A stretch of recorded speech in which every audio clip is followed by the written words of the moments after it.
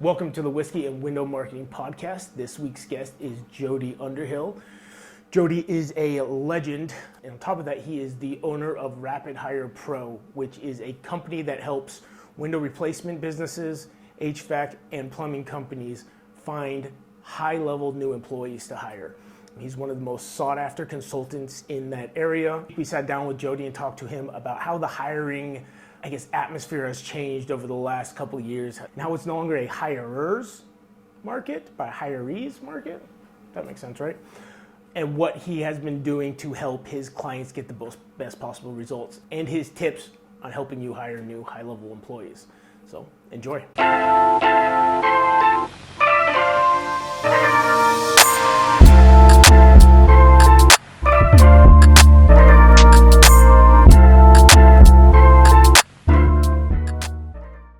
What's going on, everybody? I am here with Jody Uphill. He is the owner at Rapid Hire.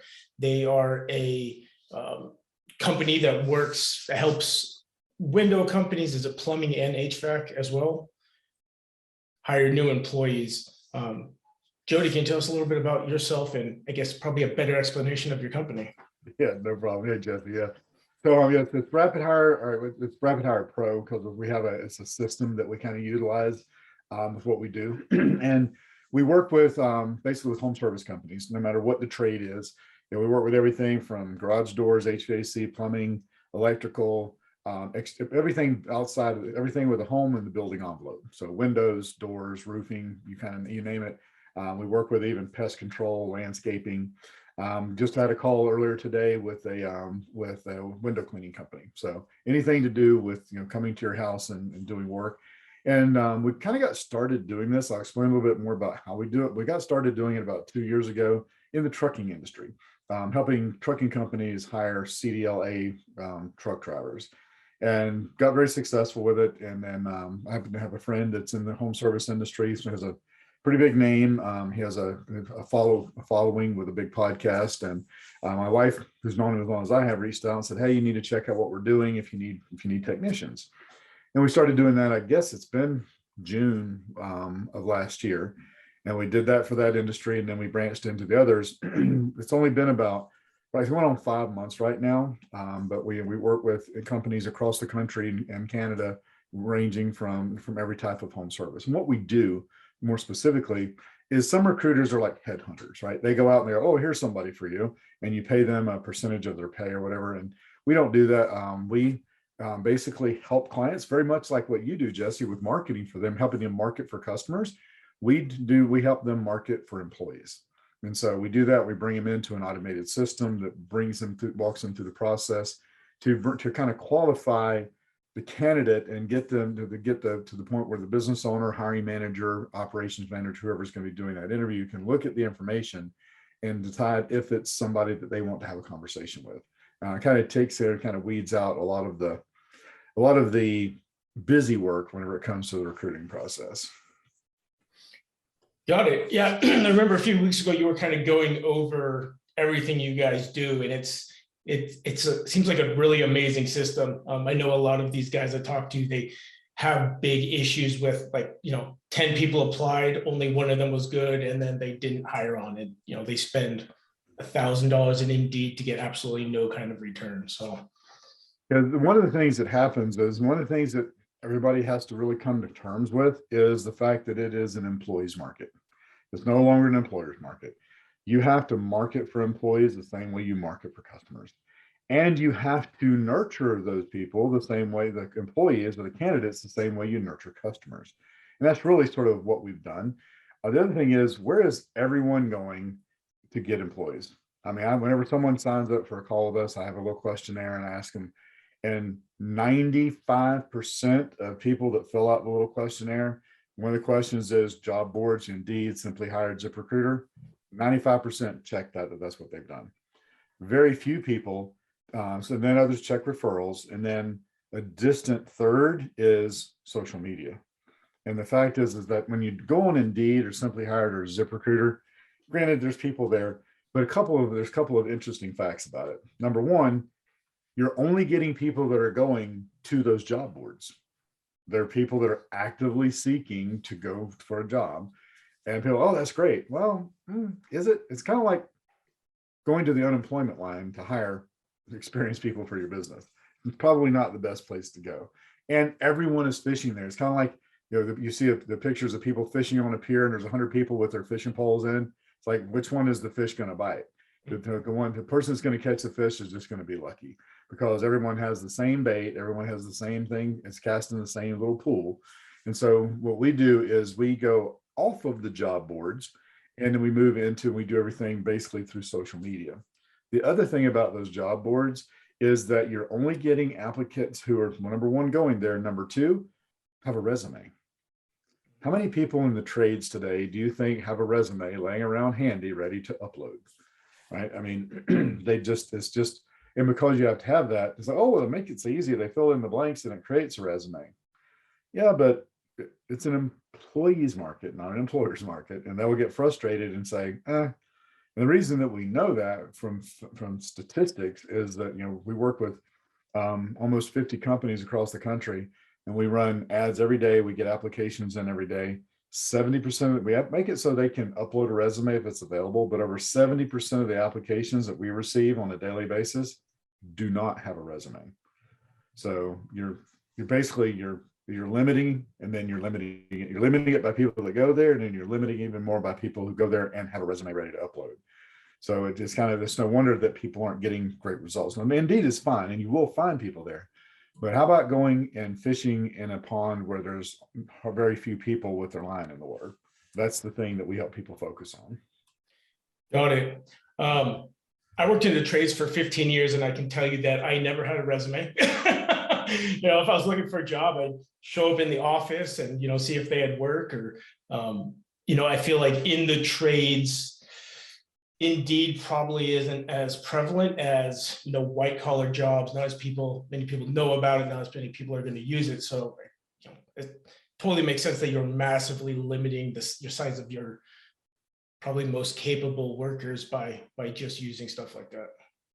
And when people do say that they're using like Facebook, and I have a conversation with everyone that fills out that form. I'm like, well, tell me about your advertising on Facebook. And 99% of them, yeah, well, I use the job post function on my page. And that's fine, but there's some limitations there. And I'm not saying that you can't get candidates there, but the thing is limited as to who sees it, right? They don't show it to everyone, like if you're running it in your ad manager. Also, you can't put videos and images in it. It's just text. The other part of that is, how do they respond? They fill out their information, but you're communicating with them via Messenger on Facebook. The only time you can talk to them is when they're on Facebook. And after about, I think it's 72 hours, you can't even communicate with them there anymore unless they've responded to you, right? They kind of limit that. And so the thing that we do that kind of separates that is making it so that whenever we run them through a business manager account, so it's an ad, just like an ad for getting window replacements, right? And we're able to put graphics on it. We're able to put a lengthy job description, the benefits, and then we're looking for them to just do two things: click on learn more and fill out their first name, last name, email, and phone number. And the reason we only ask for that much information is because if you ask for any more, Facebook looks at it as being a discriminatory act. Back when we were doing trucking, I came in one morning to 147 ads rejected for discriminatory practices. Oh my goodness. You know what that discriminatory practice was? What's that? I asked them what state they lived in. According to Facebook, it's not an EOC discriminatory thing. Facebook says it's discriminatory to ask them what state they live in.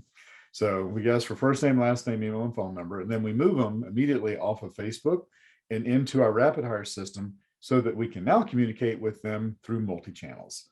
And the best bet today for communicating with people is through multiple channels: text, calls, and email. And because we're asking for their first name, last name, and mobile phone number and email, we're able to speak to them as a person, from a person. Hey, Jesse, this is Jody. We've got your information from our Facebook campaign. And then we can send a text, we can do a voice drop, we can call, and we can send an email. And we do that in order to get a full application filled out. And then we also nurture them, because not everyone's ready to fill it out the first time you send them something. Most businesses stop after one or two contacts. They go, we got the lead. We send it to them. They're not interested. Next. If they want it, they want this job, they better go ahead and do it. Mm-hmm. Well, you wouldn't give up on a customer lead with one contact, would you? No, no, you put them into a nurture sequence. Same thing here. You want to continue to encourage them to fill out the application, encourage them to take the next step. Ask them, is there anything holding you back?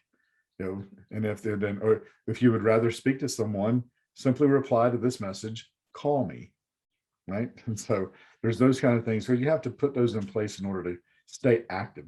Now, then speaking of active versus passive, people going to job boards are active job seekers.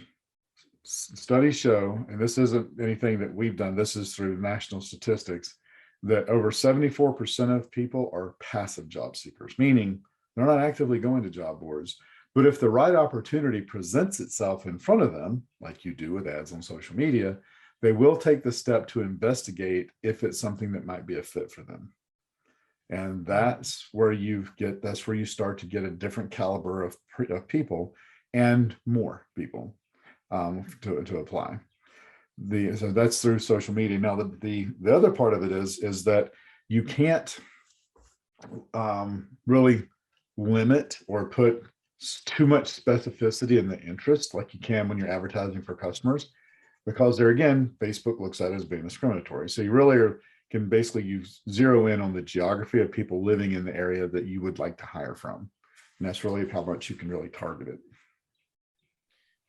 Got it. I know that I tried to hire via Facebook a couple of months ago. I ran into that issue, and just listening to what you said, I probably did it all wrong. Like it is very hard to shift from the mentality of, okay, they're applying, they should follow up with me, to, it really is a employees market. And that's a kind of a tough pill to swallow, like that you're expendable. If they don't want the job, it doesn't matter. Because there's so many out there. As far as if there's another job, if they don't want the job, it doesn't matter. Right now, your ideal candidate, if they see your information, you've only got 10 days. Within 10 days, they have another offer somewhere else. So if you have a candidate come in and you look at it, they look pretty good, I'm going to get around to interviewing them, and you wait a few days, you're never going to hear from them. They're going to be gone. The best candidates only have to wait about 10 days for another job offer. Problem is, the typical company takes around, the average is 42 days to hire someone. Oh, wow. That's why the other reason people are struggling is they're not taking action quickly. Work with clients is like, yeah, we need 8 technicians. Great. We send them, here's 6 different technicians. Here's their application. We do video interviews. Here's the information. And then, I'm busy in the next 2 weeks. Get them scheduled 2 weeks from now. Even if you get them scheduled, they're not going to show up because they're going to have moved on to the next thing. I'm going to wait 2 weeks on something, an interview that might happen whenever I got one today. And so you have to look at basically acquiescing a little bit to what's going to work and getting them interviewed as quickly as possible. In conjunction with that is that today, if anyone's worth their salt, they're already working. They're going to be working for someone else. So I have 2 things here. One is, what is it about your company and your offer that's going to cause them to want to leave where they're currently working and come work for you? Number 1. Number 2 is, whenever you interview them, what are the hours that you typically set aside to interview prospects for a position? Most people are like, I can do it at like 11 o'clock, or I can do it at 3:30 in the afternoon. Okay. Are you going to do the interview in person? Yeah, they need to come here. Okay. They need to come there at 11 or come there at 3:30. They're working for a competitor, and you're asking them to take off work to come interview. Could you possibly do an interview via Zoom first, and see whether or not it's something that you want to make a tentative offer to before you bring them in person? Or can you, again, interview them before their start of their schedule or after their schedule? Because we have a recruiter in place and they work 9 to 5. Great. Maybe you need to make some adjustments, because it kills me when people they complain about, we can't find people, we can't get people interviewed. They no-show the interview. Yeah, they probably no-show the interview because they're already working for your competitor, and they had to run on the job or they were going to lose their job. So make it, and I'm not saying that everybody has to come in early or work late, but if the employee says it's an issue trying to get off work for the interview, meet them halfway, figure out a way that you can make it so that you can have the interview without them having to risk where they're currently working. Okay, that makes sense.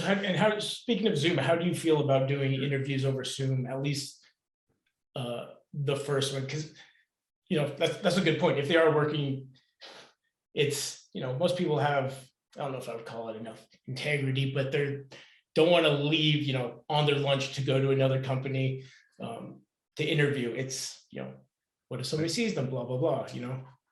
Well, the thing is that, and that was, so before we even get to doing that kind of interview, we use a video interview system so that the person applies with the application, we send them a link to do a video interview. And it'd be like, let's say that it's you say, hey, this is Jesse with Window Marketing Pros. I'm so glad you're interested in a position here at our company. I have just a couple of questions for you. And the cool thing is you can do this any time of day or night. You can use your iPhone, your Android, your iPad, make sure you have a good lighting, dress for success, and have fun answering these questions. Once you're done answering the questions, one of our team members will be in touch to walk you through the next steps. And then you ask them, you start off with a softball question like, what's your favorite sport and what drives you to win? And then, what's your level of expertise with window replacement? What's your level of expertise with in-home sales, depending on what the position is? You can ask those questions, and a few things happen. You can see what they look like. You can see how they communicate. Because if it's a person that's going to be a salesperson, you want to know, can they answer questions off the top of their head?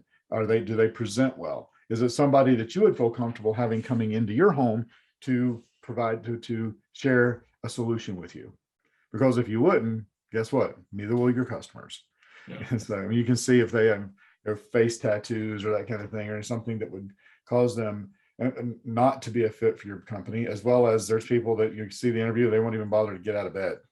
They'll be laying there with their phone like, yeah, I don't answer the question like that. So you get to see that. So that's that step. And then as far as the Zoom interview, I mean, how awkward is what we're doing here? This is the Zoom interview.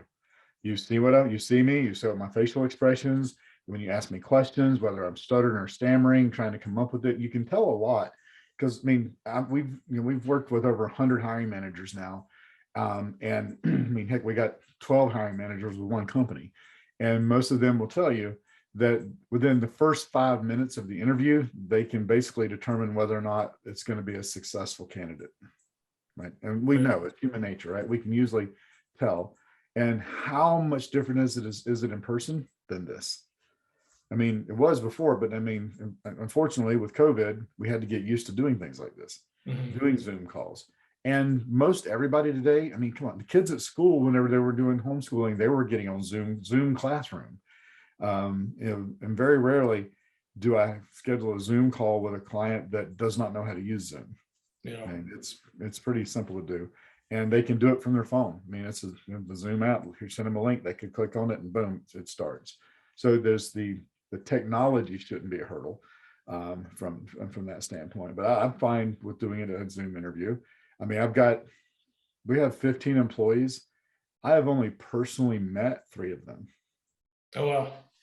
Yeah. Everyone else has been on Zoom. And I've got people that are in, here close to where I live, people in Georgia, people in Florida, people in California, people in Brazil. It's a U.S. citizen and expat down in Brazil. We got employees in other countries, and I've only met 3 people in person, so I'm completely fine.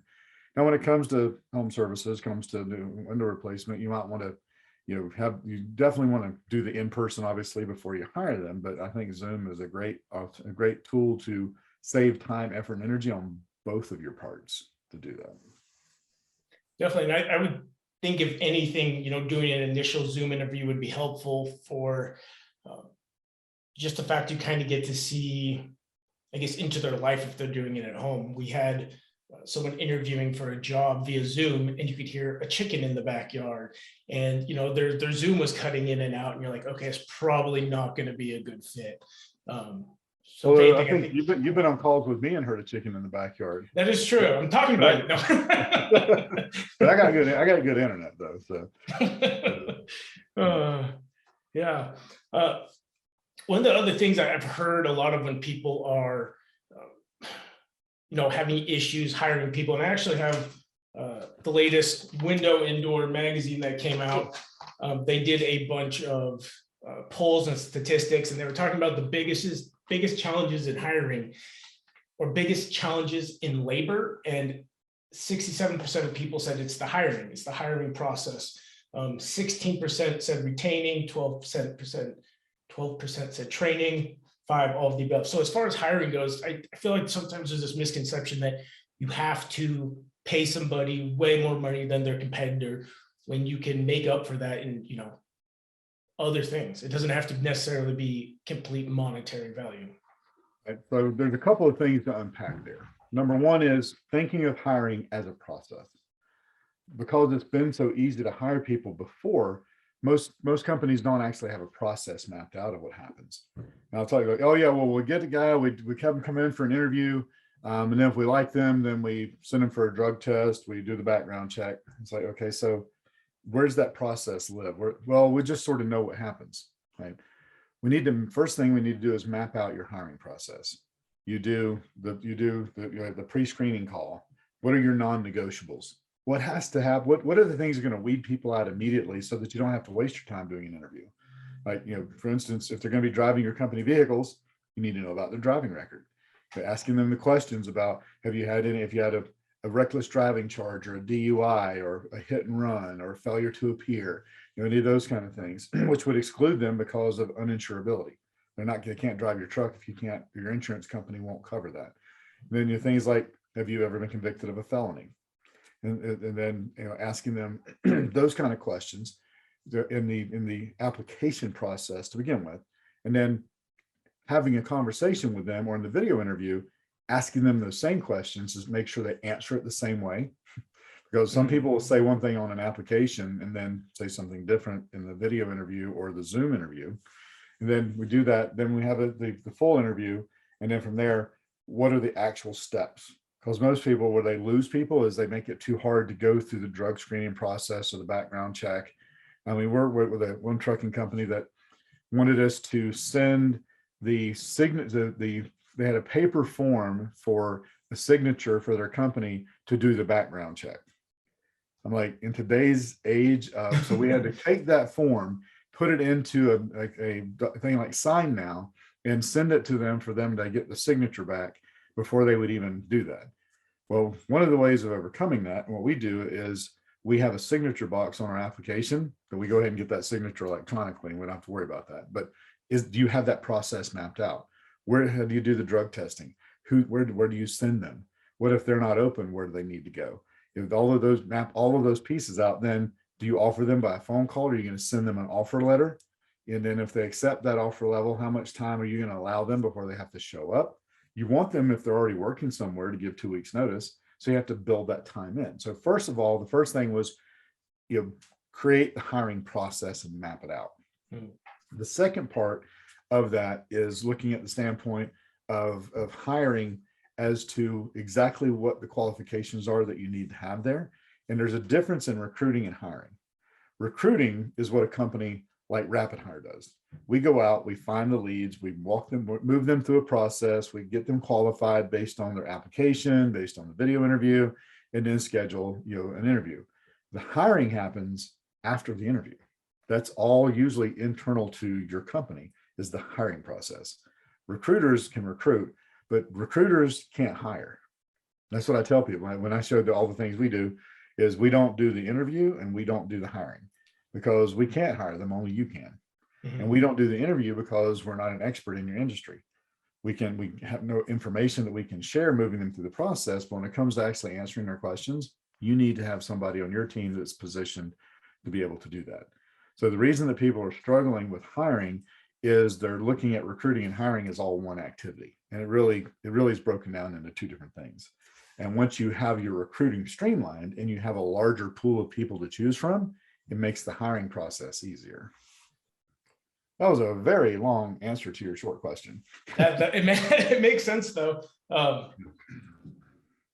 It is, two separate things, which I definitely, and again, even myself kind of combined it into one giant group. Right, well, think about this, Jesse. You're a digital marketer, right? You do online advertising. Mm. You sell window jobs? No.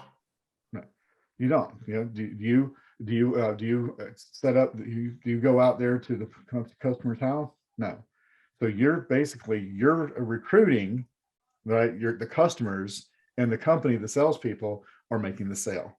It's the same thing here. I'm recruiting the candidates, and then the people internal, the hiring manager is making the decision, and then someone in HR is doing the process of getting everything done. Just like when that person makes the sale, they might not even be the person that's processing the order. They might just be providing that information back to someone in operations that's actually doing the processing or accounts receivable. And looking at it, because I mean, come on, successful businesses are structured to make those pieces work together. It's just something nobody's had to do until now, because the job market has never been the way it is today. And so you have to look at it in those ways. And like, it's amazing. So I have big companies that I talk with that just can't see it. And I have a conversation like I did earlier today with it was a window cleaning company, and they only needed to hire a couple of people. And I explained how our system works. And I said, it may not be the best fit. And they're like, no, I can see exactly what is best fit, because we need those two people now, but we are gearing up for growth. And we want to be able to have something that's going to give us a predictable flow of candidates that we can always have a pool of people to choose from. And most people look at hiring as it's an immediate need. I need them right now. And they don't think about what their forecast is, or their long-term goals. And going ahead and having candidates there and having marketing going all the time, just like no one shuts off their marketing for leads typically. It keeps going, right? You shouldn't shut off your marketing for candidates, because I hear it time and time again. Well, if a rock star came in our door, even if we didn't have a place, we'd make a place for them. The same thing here with those companies that are growing. It's about continuing to have that pool of people there, and you don't know what time it is on their watch.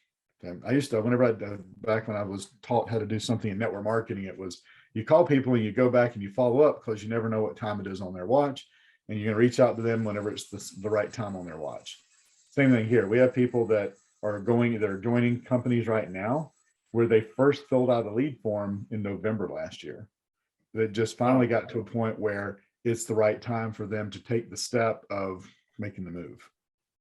And when there was like, I need 3 people right now, and it's like, well, why don't you look at what is the overall projection of what you're going to do business wise?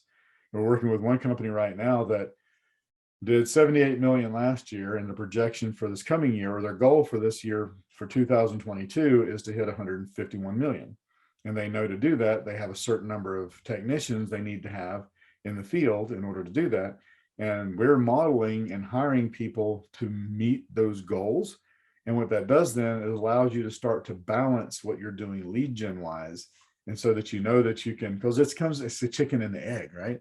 It's, do I get the leads and then hire the people, or do I hire the people and then get the leads? You do both. You're continually doing both things so that you can continue to have continue to grow the business. And we always, like with us, we hire before we need it. And sometimes we hire 2 people to be able to bring them into the position. Sometimes both of them work out. Sometimes one does twice as much work, and we keep the one that is the best fit. So I'm not saying that everybody should hire 2 people, but you should always have your recruiting should be an ongoing process, just like lead gen is an ongoing process. If you're going to grow, because if they said in business today, I don't care what it is, if you're not growing, you're what? It's dying. Just like a plant. If it's not growing, it's dying. Yeah. Same thing with your business. If it's not growing, it's dying. So as far as enticing that talent to come to you, let's say you don't have, you can't pay $5 more an hour than the competitors. What are other ways you can entice people to have them at least be interested enough to come interview with you? So there's what I call them intangibles. They're the things that don't show up on the paycheck, and the things that don't show up under the benefits section of your paycheck, right? Because everyone has salary, everyone has a pay scale, everyone has benefits these days. Some have more than others. And so that kind of becomes kind of like middle of the road. Everybody has it. And when everybody has something, if everybody has it, then it's not really, it doesn't move the needle much. So you have to look at what are the things that do move the needle. And right now, if you look at it, it's little things like, do you have newer vehicles that are not broke down on the side of the road on every other week? Now, we've talked to people that like, I'm making a move because I haven't worked for 3 days because my truck's been in the shop. And, they're like, for technicians running on calls, if that van's not running, they're not running. Mhm. And so newer vehicles, can they take the vehicles home at night, or do they have to bring them back to the shop every night? Or if they do have to bring them back to the shop, what's the incentive? What's the reason and the bonus of them coming back to the shop and not driving home? Most companies today see the benefit of letting the person take the truck home, having a gas card and take it home. Then from there, are they allowed to dispatch from home? Meaning, can they start their day at home and end their day at home? Not come to the shop and end their day and drive 30 minutes home, and then the next morning have to get up and drive 30 minutes back into the shop to get their truck, and sometimes pass back by their house to the first job. So it's a dispatch from home. And it's probably not as much in the window world, but like for the service world, with HVAC and electrical and plumbing, it's having no on-call. Not being on call on the weekends. If you're off, you're off. You don't have to worry about getting called in. And then I've had people that put on there, a fully stocked break room as a benefit, like for office positions. But some of those are the things that are some of the intangibles of the trucks, the gas card, dispatch from home, some of those pieces. And then what is it that makes your company unique? What is it that's going to cause somebody who's already working for your competitor to want to leave and come to work for you? And every company has a reason. Whenever it comes to like what we do with marketing, I tell people they need to have an inalienable right to win. As a business owner in the trades, you need to have an inalienable right to win any employee away from any company at any time. But you have to be able to temper what it is that you're going to get.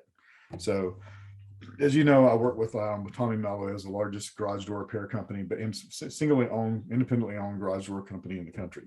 And he called me and said, I got it. I want to go in every market and I want to hire the best technicians away from every garage door company out there. I'm like, well, as big as A1 is and as big as the name is, let me ask you a question. Who is your top technician? And he said the guy's name. I was like, great. I said, well, what would you have to do to get Robin?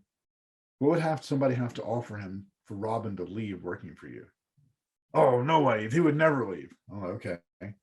So what is it that's going to cause them to want to leave? And could somebody like that, like Robin, want to leave and come work for you? Oh, yeah, that's a good point. I said, so you may not get their A players, but you can get their B players and turn them into A players. So, looking for what it is that's going to do that. And see what other companies are offering. Do some research. Before I get on a call, I typically look at the company online, because you can go anywhere today and see what people are paying, see what their benefits are. You can go on Indeed, Simply Hired, ZipRecruiter. You can go to their Facebook page if they're running employment ads on Facebook, and look on there under page transparency and see the ads, and then decide what is it that can set you apart. I had a conversation yesterday with a young man and outside in the south side of DC in Maryland. He's like, well, as you can tell, one of the drawbacks here is that, I've got 7 guys, but we're small enough that I'm still working out of my garage. And I was like, yeah, if you tell them that up front. I said, but I couldn't tell by talking to you with your background that that's your garage. There's drywall behind you on a bookshelf. So, I can't really tell what that is. And so I said, but you don't have to lead with you. We work out of we don't have an office. So the thing is that since you're not spending money on an office, that's money that you're able to invest in training for them, in the technology for them, and having the best software solution to help dispatch them more effectively and efficiently, so that if they are working from a position of performance pay, that they have a steady lead flow and they have a dispatcher moving them from job to job in the most direct route, so that they can make more money.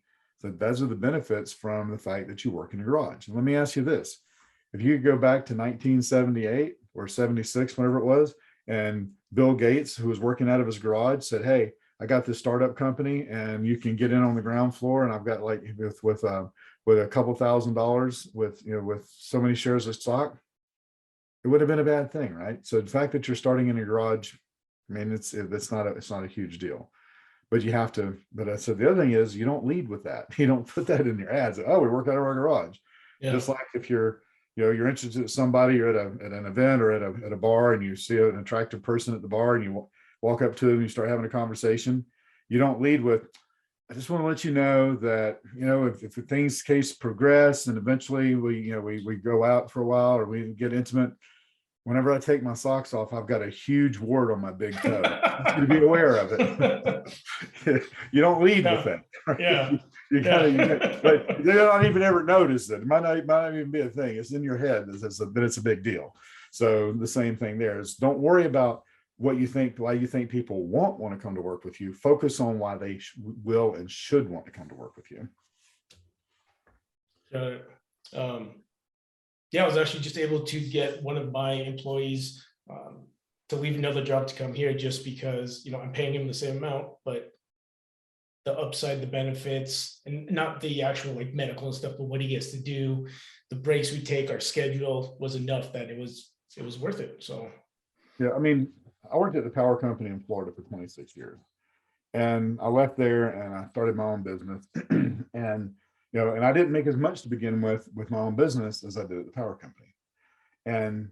But the fact is that it was so stressful, the environment I was in and the pressure I was under and the people that I worked for, that then, becoming my own boss, it was a lot less stressful. It got to be more stressful because then I had to, sell to eat.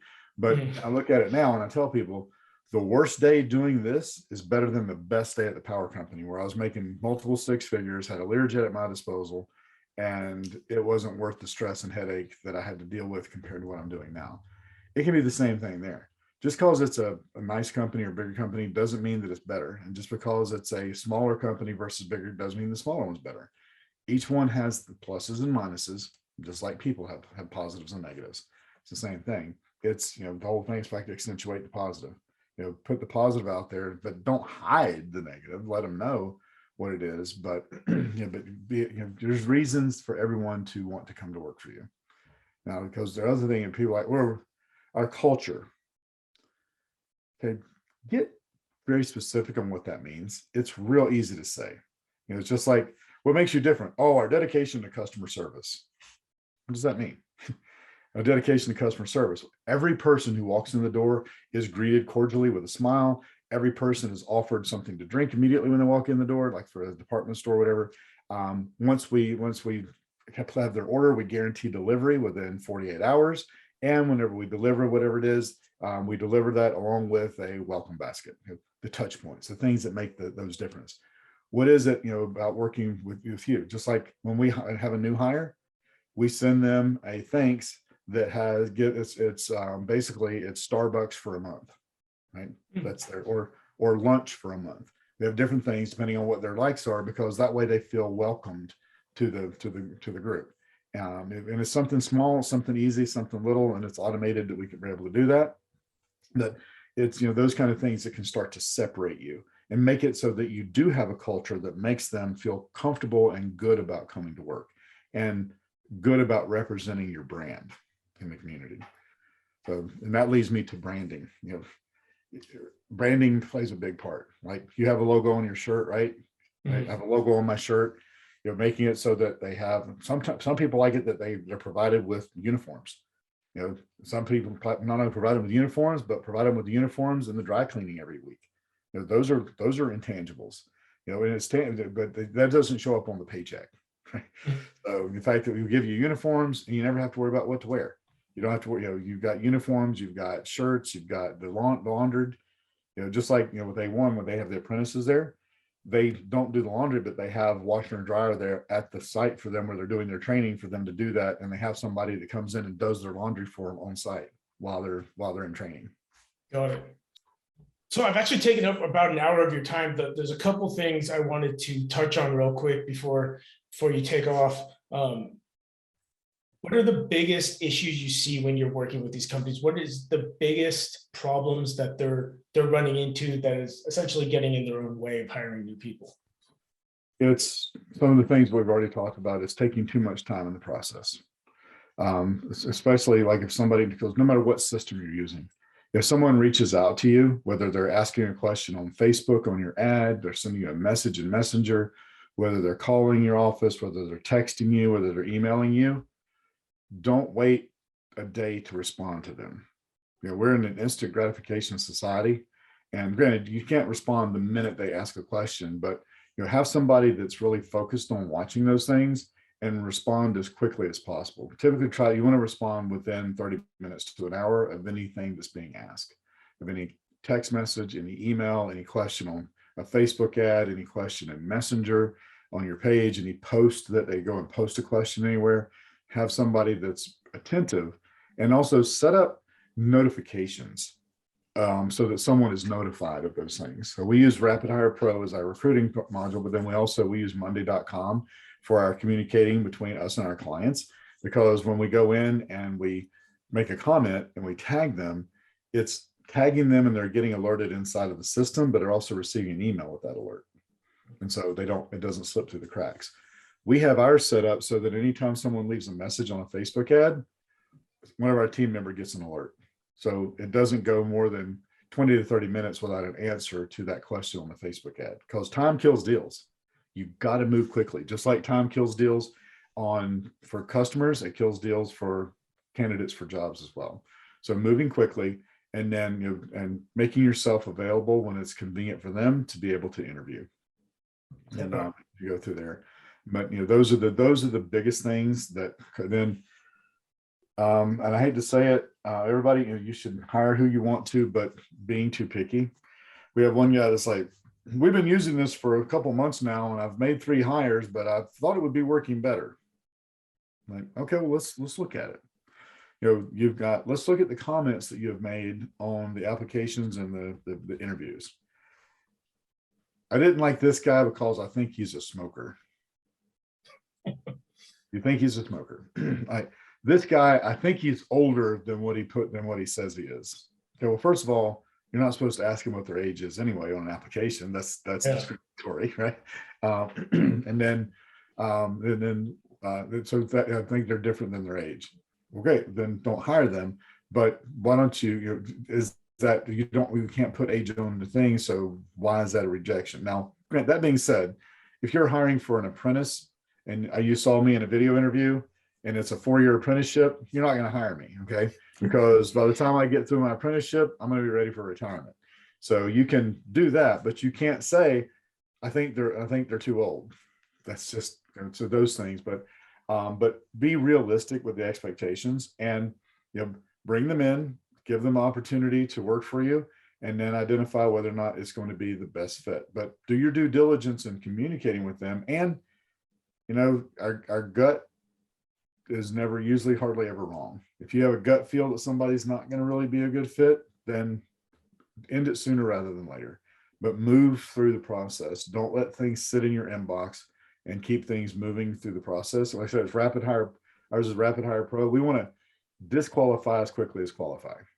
And so move them through the process as fast as possible, because the majority of people say that there is more anxiety not hearing back after a job interview than there is not hearing back after a first date. Wow. And 78% of employers feel they do a good job communicating the hiring process, but only 18% of candidates feel that employers do a good job of explaining what happens in the recruiting process. Keep them informed of what's happening every step of the way. And if something's, we're going to get back with you within 24 to 48 hours. If you're not back with them, let them know the reason why you haven't got back to them, not that it's not a fit. If you just haven't had, you got to have a team meeting to look at the person, and it's more than 48 hours, let them know, hey, we got your information. I know it said it would be 48 hours, but we need it by tomorrow. We'll get back with you on next steps. Keep them informed. Move quickly and keep everybody informed every step of the way. Okay. There's a large gap in between companies think they're doing well and employees or potential employees think they're not. But it doesn't matter what you think reality is, it's their perception that they live in. Very true. I feel like that goes with most things in digital advertising. It doesn't matter what you like, it matters what they like. Yeah. Well, Jody, I really appreciate it. Where can people find out more about you, more about Rapid Hire Pro? Like I said, I know there's everywhere, let alone the window industry, looking for qualified candidates. So the easiest thing is you go to rapidhirepro.com. On that page, at the very top there to schedule a call. What I do is then down the page, there's testimonials and some of the clients we work with. Then the way the call goes is I've got some questions. Once you go to click schedule a call, you pick a time. And right now it may be a week out because just how full my schedule is from everybody wanting to talk to us right now. We go ahead and get a time scheduled. If this time is scheduled, I'm going to be there at that time. Yeah. I use the system and I show up for calls. It's not a sales call. I need to know some information about your company, about your hiring needs. And then I'm going to share with you some recommendations of what you can do. And I record every call that I do, Jesse, and I share that recording with the person that I'm talking with, because even if it's not a fit and you decide it's not a fit, if there's information that I'm going to share with you that you're going to be able to take and possibly implement yourself. And I want everybody to leave that call being better for having spent the time with me, the 30 minutes or so on the call, for them to get to know them. And then at the end, I'm going to send you the recording. And if you want a proposal, I'll send you the proposal of what it would look like to work with us. If you don't want a proposal, no harm, no foul. My job is to share the information with people. If it looks like it's something that works, great. If not, hey, I've enjoyed having the conversation and hope you got value from it. So it's rapidhirepro.com. Go on there. You can look at the information.